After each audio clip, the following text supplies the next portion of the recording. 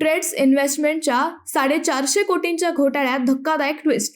फिर्यादीच ठरला आरोपी. पारनेर तालुक्यातील पोलीस ठाण्यात दाखल असलेल्या तब्बल 450 कोटींच्या ट्रेड्स इन्व्हेस्टमेंट कंपनी फसवणूक प्रकरणात आता ट्विस्ट आलाय.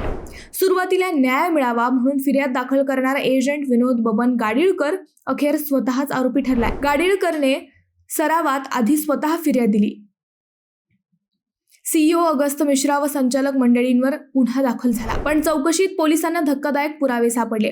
स्वतःच या प्रकरणात संशयित ठरू शकतो हे विनोद गाडीळकर याच्या लक्षात येताच त्याने अटकपूर्व जामिनीसाठी अर्ज दाखल केला. मात्र तपासी अधिकारी निरीक्षक डॉक्टर गोरडे यांनी न्यायालयात सविस्तर मांडणी करून गाडीळकर व कुटुंबियांनाही संशयित आरोपी मांडण्याची गरज अधोरेखित केली आणि चौघांना संशयित आरोपी करण्यात आले. गाडीळकर कुटुंबाने स्वतः लाखोंची गुंतवणूक केली. इतरांनाही प्रलोभन दाखवून पैशांचा ओघ वाढवत नेला. दर महिन्याला 10 ते 15% नफा मिळेल असं आमिष दाखवण्यात आलं. सुरुवातीला परतावा वेळेवर मिळाला, पण हळूहळू आकडे घसरत गेले आणि खेळ उघडकीस आला. मोठ्या आर्थिक घोटाळ्यात केवळ कंपनीच नाही तर नेटवर्क पसरवणारे एजंटही तितकेच जबाबदार ठरतात असं निरीक्षण नोंदवण्यात आलं. त्यामुळे आता या प्रकरणात एजंटचेही धाबे दणाणले आहेत.